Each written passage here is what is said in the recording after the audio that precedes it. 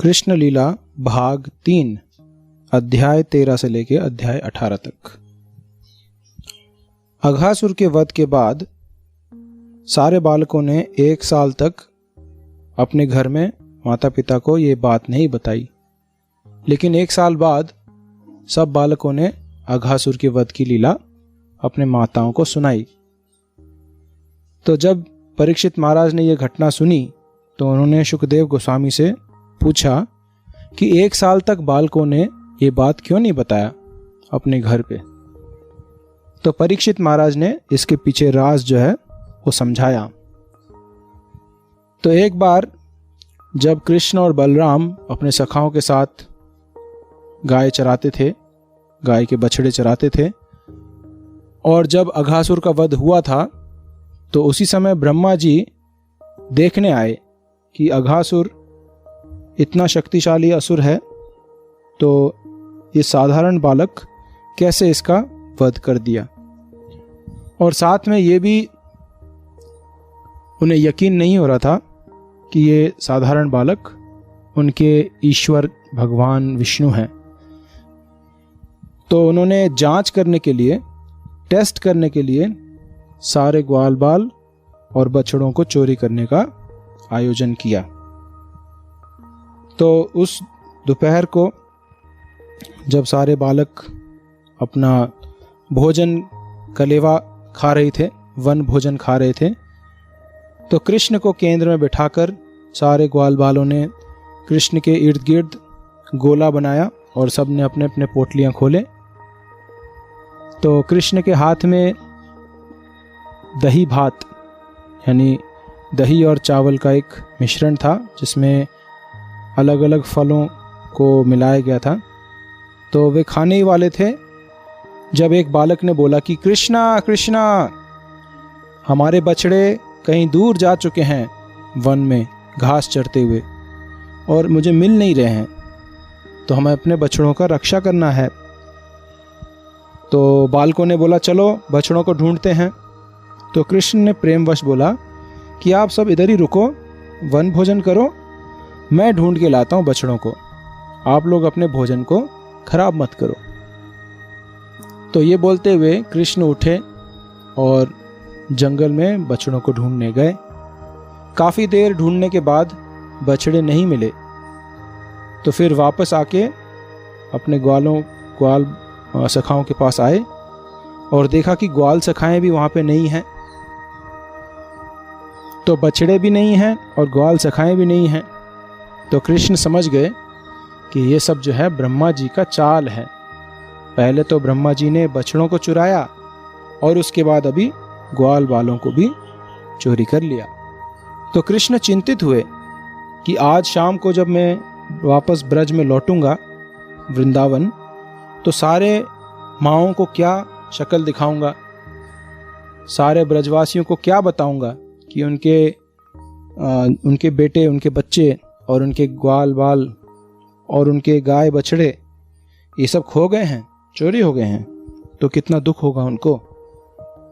और इसके अलावा जितने ब्रजवासी थे कि कृष्ण भी हमारा पुत्र बने और हम कृष्ण को अपने पुत्र जैसे ही प्रेम करें।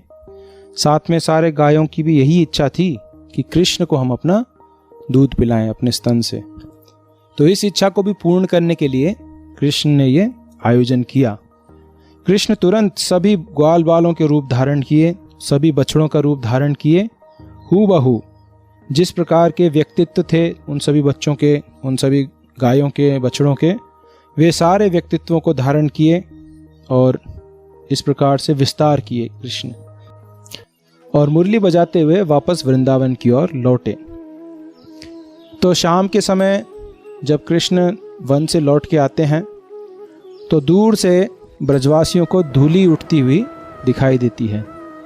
गायों के चलने से धूली उठती है और ये एक प्रतीक है कि अभी कृष्ण और बलराम सभी सखाओं के साथ वापस लौट रहे हैं।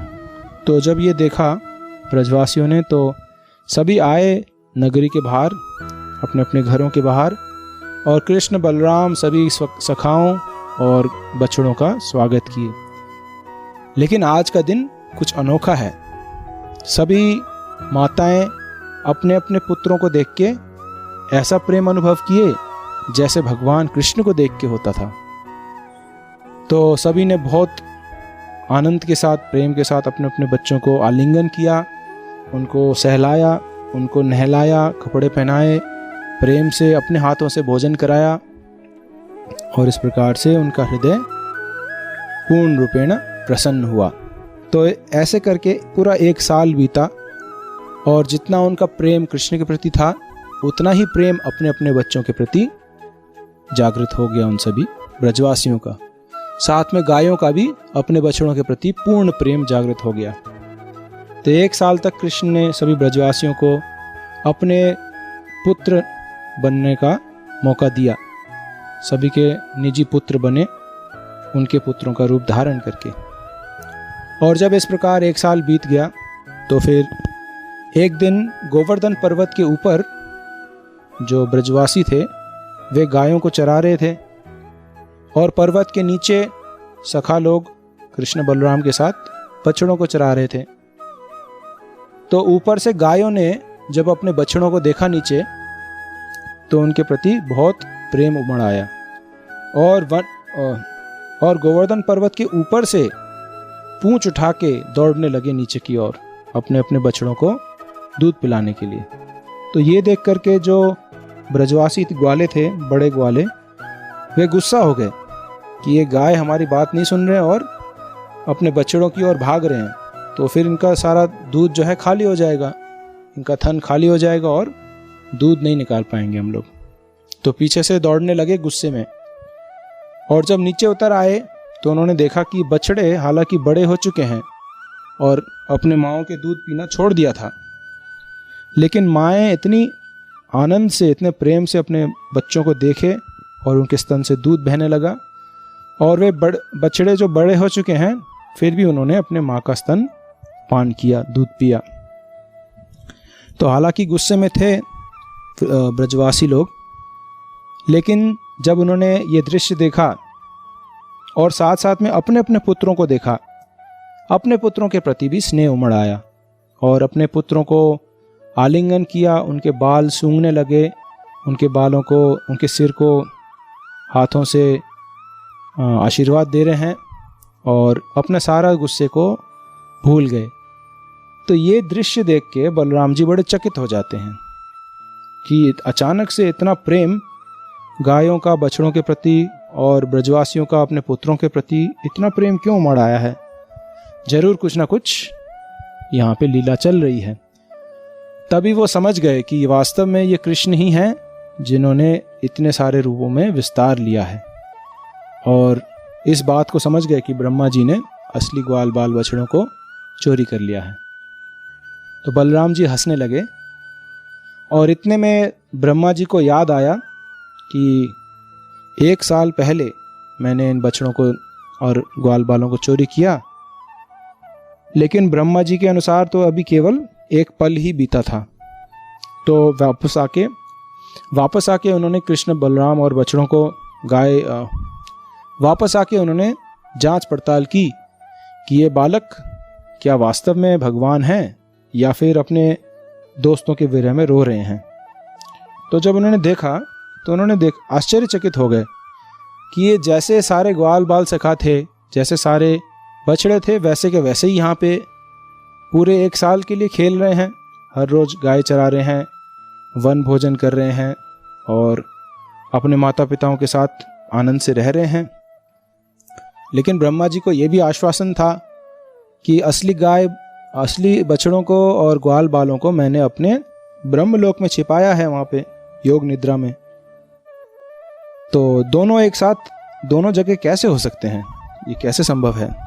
तो इस प्रकार से जब विचार कर रहे थे तब भगवान कृष्ण ने योग माया का पर्दा हटा दिया, और जितने रूप थे ग्वाल बाल सखाएं के और बछड़ों के रूप थे, वे सारे तुरंत विष्णु रूप में परिवर्तित हो गए। चतुर्भुज रूप में पीताम्बर वस्त्र धारण करके, सोने का मुकुट पहने, कौस्तुभ मणि के साथ स्वर्ण आभूषित पीताम्बर वस्त्र चतुर्भुज रूप विष्णु के प्रकट हो गए।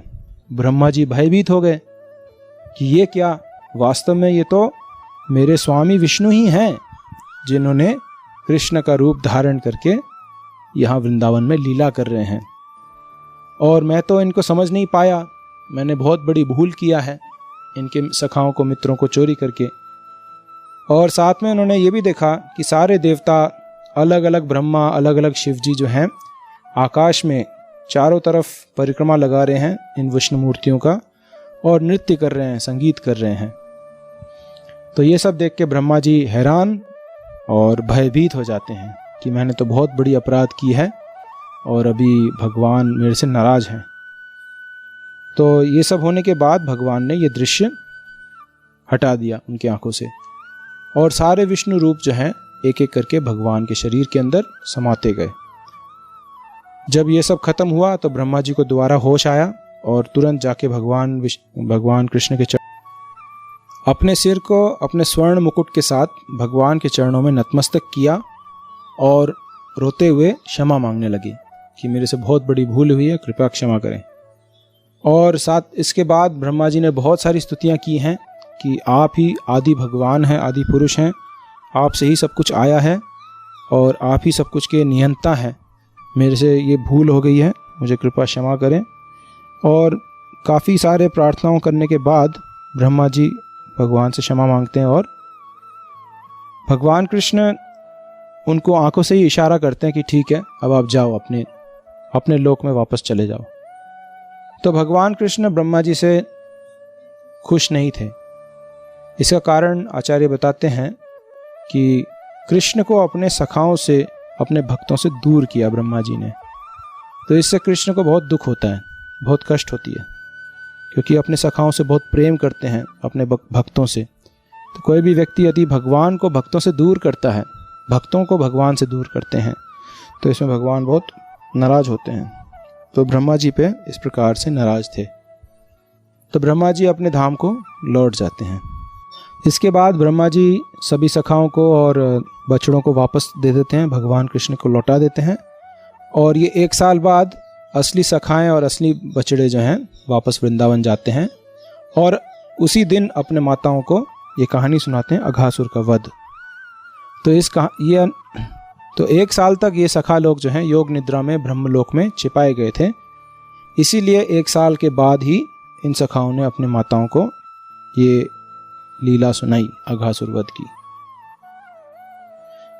तो अभी भगवान कृष्ण पौगंड अवस्था में आ चुके हैं, यानी 6 से लेके 10 की उम्र के बीच में। तो 6 साल के हो चुके हैं सारे सखा लोग। अब इनको गायों को चराने का मौका मिलता है। बचपन में बछड़ों को चराते थे और अभी बड़े हो चुके हैं, तो अभी गायों का देखरेख करने का मौका दिया गया। इस प्रकार हर रोज़ सुबह गायों को लेकर के कृष्ण और बलराम अपने सखाओं के साथ गाय चराने वन में जाते थे, और सारे सखाएं मिलके एक दूसरे का गुणगान करते थे। कभी कभी कृष्ण बलराम जी को गुणगान करते थे कि आप तो परम भगवान हैं, संकर्षण हैं, और आपके चरणों में झुक करके ये सारे पेड़ अपने अपने फलों को अर्पित कर रहे हैं। तो कभी कोई सखा जो है दूसरे सखा को गुणगान करता था कि वाह, कितना अच्छा मुरली बजा रहे हो, कितना अच्छा नृत्य नाच रहे हो। तो इस तरीके से सारे मित्र आपस में हंसी खुशी प्रेम से जीवन का आनंद लेते हैं। कभी कभी बच्चे जो हैं अलग अलग चिड़ियों का नकल उतार के उनकी आवाज़ें निकालते थे। कभी कभी चिड़िया के परछाई का पीछा करते थे, तो कभी मेंढक की तरह पानी में कूदते थे, और कभी कोई सूखा कुआं मिल जाए तो उसमें अपशब्दों का जोर से अपशब्द बोलते थे, और इसकी प्रतिध्वनि जब वापस आती थी तो उसको भी अपशब्द बोल के हंसते थे। इस प्रकार के बहुत मनोहारी लीलाएं करते थे। और आंवला की और बेल फलों से गेंद खेलते थे, कभी चोर पुलिस खेलते थे, कभी छिपम छिपाई, कभी कबड्डी खेलते थे, और पूरा दिन इस प्रकार आनंद में बिताते थे। जब थक जाते थे तो एक पेड़ के छांव में जाके सभी ग्वाल बाल सो जाते थे, और कृष्ण को कोई पंखा घुमाता था, कोई कृष्ण के चरणों को दबाता था, कभी कृष्ण जो है बलराम के चरण दबाते थे, और इस प्रकार से एक दूसरे का आनंद बढ़ाते थे। एक दिन सभी सखा लोग कृष्ण बलराम से निवेदन किए कि पास ही एक वन है जिसका नाम है ताल वन। बहुत मीठे ताल के वृक्ष और फल हैं वहाँ पे, लेकिन एक असुर वहाँ पर किसी को आने नहीं देता। उसका नाम है धेनुकासुर। वह एक गधे के रूप में वहाँ निवास करता है। तो हमें उस वन के ताल खाने का बड़ा इच्छा है, कृपया हमें उस वन के ताल खिलाएं। तो कृष्ण और बलराम अपने सभी सखाओं के साथ गायों को लेकर के ताल वन की ओर जाते हैं और बलराम जी एक ताल का पेड़ को खूब जोर से हिलाते हैं और उसमें से बहुत सारे पके हुए ताल फल, मीठे ताल के फल नीचे गिर जाते हैं और सभी सखाएं प्रसन्न होकर उसको खाती हैं। इतने में धेनुकासुर को आवाज़ें आती हैं फल चोरी होने के, और धेनुकासुर वहाँ पे प्रकट हो जाते हैं और चेतावनी देते हैं, कौन हो तुम बच्चे? ये कंस का उद्यान है और यहाँ पर आकर के फल चोरी करने का किसी को अधिकार नहीं है। अभी मैं तुम सबको दंड देता हूँ। तो बलराम जी बड़े क्रोधित होते हैं। तो सबसे पहले धेनुकासुर बलराम जी के पास ही आके पीछे से दुलत्ती मारते हैं बलराम जी के छाती पर, और बलराम जी को और क्रोध आता है और तुरंत धेनुकासुर के दोनों पीछे के पैरों को पकड़ के खूब घुमाते हैं और जोर से उछालते हैं हवा में। धेनुकासुर जाके एक ताल के वृक्ष के ऊपर गिर जाता है और इतना भारी है कि वह ताल का वृक्ष गिर जाता है। दूसरे वृक्ष के ऊपर, तीसरे वृक्ष के ऊपर, चौथे वृक्ष, इस प्रकार से कई सारे वृक्ष गिर जाते हैं और उनके सारे फल बिखर जाते हैं। सखा लोग इन सब फलों को बटोरते हैं और ये सब कोलाहल सुन के बाकी सारे असुर जो धेनुकासुर के मित्र थे वे सब भी गधे के रूप धारण करके इस तालवन में रहते थे। तो ये सब भी आए और बदला लेने के लिए कृष्ण और बलराम को आक्रमण किए। तो बड़ी दक्षता से कृष्ण और बलरामों ने मिलकर के सभी के पैर पकड़ के सभी गधों के पैर पकड़े और उनको घुमा घुमा के जिस प्रकार धेनुकासुर का वध हुआ उसी प्रकार से उन सभी साथियों का भी वध किया गया। और जंगल में ऐसे लग रहा था कि पेड़ों के ऊपर बादल आके गिरे हों, अलग अलग रंग के बादल। तो ये सभी जो है अलग अलग असुर थे, अलग अलग गधों के रूप में आए थे। तो ये सब पेड़ों के ऊपर पहुंच गए और सारे पेड़ के फल नीचे गिरे। तो इसके बाद सारे ब्रज के जितने निवासी थे वे सब वहाँ पे आकर के ताल के फल खाने लगे और आनंद लिए। तो रोज शाम को कृष्ण और बलराम वापस आते थे अपने घर सभी सखाओं के साथ। तो सारे माताएं, सारी गोपियां उनको दर्शन करने के लिए आती थीं और आरती के थाल लेकर के उनका स्वागत करते थे। माता यशोदा अपने गोद में कृष्ण को आलिंगन करती थी, अपने बालों से ढक देती कृष्ण के शरीर को और चूमते हुए उसको अपने घर लेके जाती थी।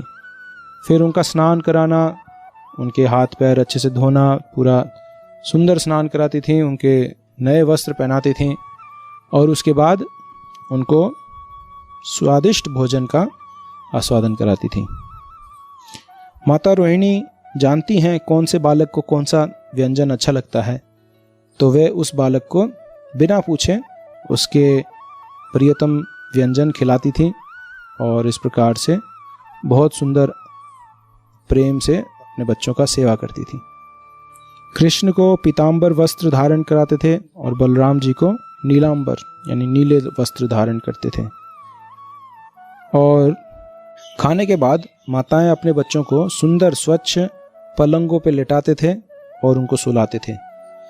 दिन भर की थकान से बच्चे भी बहुत जल्दी सो जाते थे।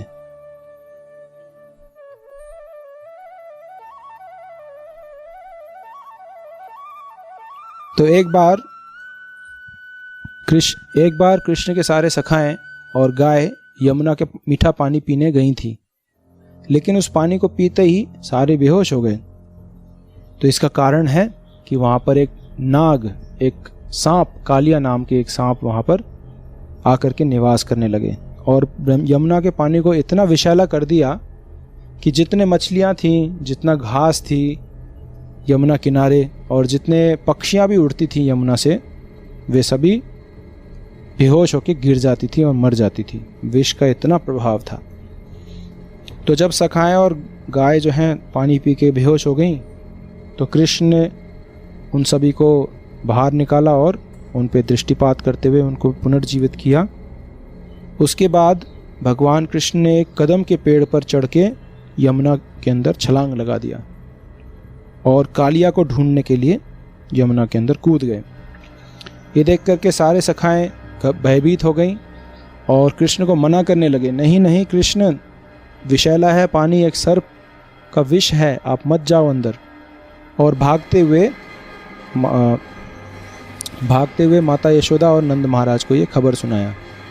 उस दिन बलराम जी घर पे ही थे, तो सभी ब्रजवासी भागते हुए यमुना किनारे आए और माता यशोदा और नंद बाबा तो बहुत चिंतित थे, लेकिन बलराम जी बिल्कुल चिंतित नहीं थे।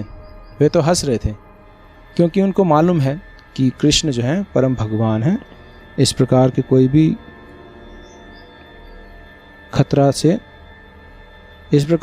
खतरे से उनका कोई नुकसान नहीं होगा।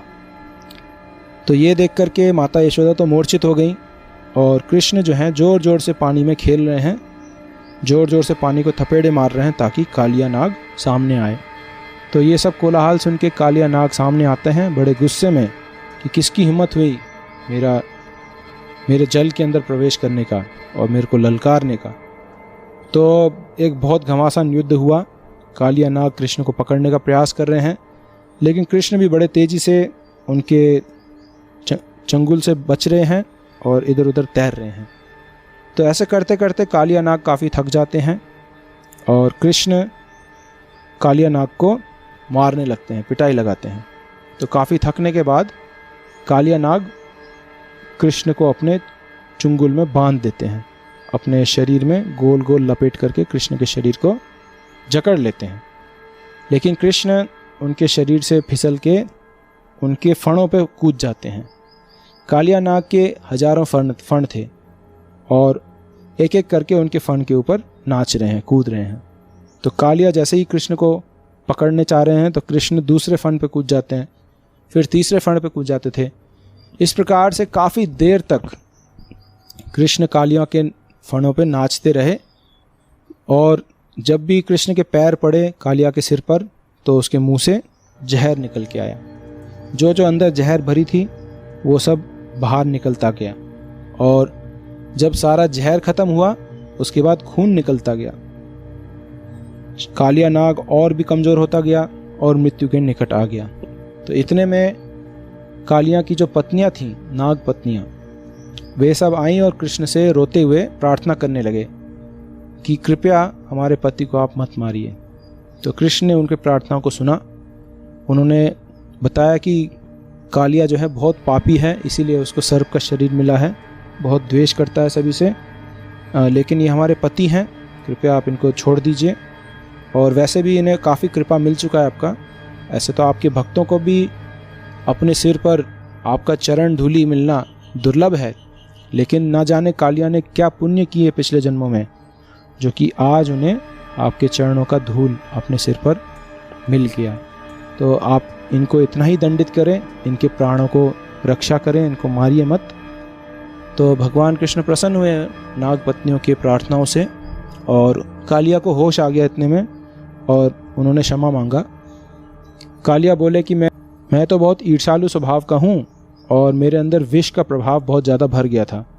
उस प्रभाव से मैं बहुत अहंकारी हो गया था और सभी को कष्ट देता रहा, लेकिन आपकी कृपा से अभी मेरे शरीर से सारा विष निकल चुका है, तो आप मुझे क्षमा करें और बताएं कि मैं क्या करूं। तो कृष्ण ने उनको आदेश दिया, तुरंत वृंदावन छोड़ के चले जाओ, यमुना नदी से बाहर चले जाओ, कहीं और जाके निवास करो। और इस प्रकार से कालिया कहीं और जाके निवास की। इसके बाद शुकदेव गोस्वामी ने कथा बताई कि कालिया नाग यमुना नदी में कैसे आए। एक बार की घटना है,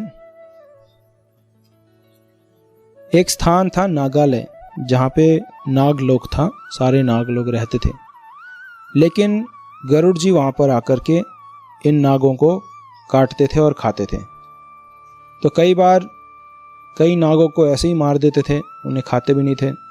तो सारे नाग परेशान होके ब्रह्मा जी से प्रार्थना की कि गरुड़ जी ने हमारा जीवन संकट में डाला है, कृपया कुछ समझौता करें। ब्रह्मा जी ने एक समझौता तैयार किया कि आप लोग हर 14 दिन बाद, यानी हर पूर्णिमा और हर अमावस्या को एक एक सांप का बलि इस पेड़ के नीचे आप रखेंगे और गरुड़ जी आकर के उस बलि को स्वीकार करेंगे। बदले में गरुड़ जी आपको कोई कष्ट नहीं देंगे। तो ये समझौता हुआ और गरुड़ जी शांति से जीने दिए उन सांपों को, और हर 15 दिन में सांपों ने एक बलि जो है गरुड़ जी को भेंट चढ़ाई। तो इसका गलत फायदा उठाते हुए कालिया नाग ने उस बलि के सर्प को खुद खा लिया, और जब गरुड़ जी आए वहाँ पर तो उन्होंने देखा कि यहाँ पे तो कोई सर्प बलि नहीं चढ़ाया है, और जब पता चला कि बलि तो चढ़ाया गया लेकिन उस बलि को ये दुष्ट कालिया ने खा लिया, तब गरुड़ जी को गुस्सा आया और कालिया का पीछा करने लगे। कालिया को ये ज्ञान था कि गरुड़ जी को श्राप मिला था शौबरी मुनि द्वारा कि वे यमुना जी में नहीं आ सकते, इसलिए कालिया नाग यमुना जी में जाके छिप गए। इसका भी कहानी बताते हैं सुखदेव गोस्वामी। एक मुनि थे जिनका नाम था शौबरी। तो शौबरी मुनि वृंदावन में यमुना जी के अंदर रह के तपस्या करते थे, भगवान का ध्यान करते थे, और गरुड़ जी कभी कभी उधर आकर के मछलियों को पकड़ के खाते थे। तो सारे मछलियाँ परेशान होकर शौबरी मुनि से प्रार्थना किए कि कृपया हमारी रक्षा करें। तो शौबरी मुनि ने गरुड़ जी से बात किया कि कृपया आप इन मछलियों को ना खाएं, ये मेरे साथ रहते हैं पानी में और मुझे इन पे तरस आता है, तो आप कहीं और जाके मछली पकड़ें। गरुड़ जी ने उनका बात स्वीकार किया, लेकिन जाते जाते उन मछलियों के मुखिया को पकड़ के खा के चले गए। तो शौबरी मुनि को बड़ा क्रोध आया और उन्होंने उसी समय श्राप दिया गरुड़ देव को कि यदि तुम यहाँ पर दोबारा आए यमुना में तो तुम्हारी मृत्यु हो जाएगी। तो क्योंकि गरुड़ जी भगवान के भक्त हैं, इसलिए शौबरी मुनि को उनको श्राप नहीं देना चाहिए था, लेकिन क्रोध के कारण श्राप दिए और इसके कारण वैष्णव अपराध हो गया और शौबरी मुनि का पतन हो गया। योग मार्ग से वे गिर गए और उन्होंने गृहस्थ आश्रम प्रवेश किया। तो इस घटना का ज्ञान कालिया नाग को था। कालिया ने इस श्राप का यह फायदा उठाने का प्रयास किया। तो नंद महाराज और यशोदा माता बहुत प्रसन्न हुए जब कालिया नाग वहां से चले गए, और बड़ा चमत्कार मान करके भगवान को धन्यवाद किए कि कृष्ण की रक्षा हुई। उसी समय उन्होंने ब्राह्मणों को गाय और सोने का दान दिया और माता यशोदा कृष्ण को आलिंगन करके अपने गोद में बिठाए और रोने लगे बार बार। तो ये सब घटना घटते हुए काफ़ी देर हो चुका था, तो सभी ब्रजवासी उस रात को यमुना किनारे ही सो गए। और रात के बीच में अचानक से एक बहुत जोर का जंगल की अग्नि, आग लग गई जंगल में, और सभी ब्रजवासी रोते हुए कृष्ण के पास आए, बचाओ बचाओ, जंगल में आग लगी है। तो कृष्ण ने सभी को आश्वासन दिया कि आप चिंता मत करो, और कृष्ण ने अपने मुंह में सारे आग को समेट लिया।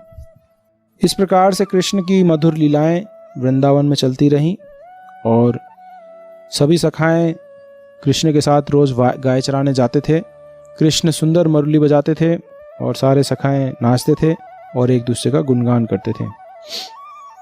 तो ये सब मधुर लीलाओं के बीच में एक और असुर कंस द्वारा भेजा गया जिसका नाम था प्रलंबासुर। तो वे आए कृष्ण को मारने के इच्छा से।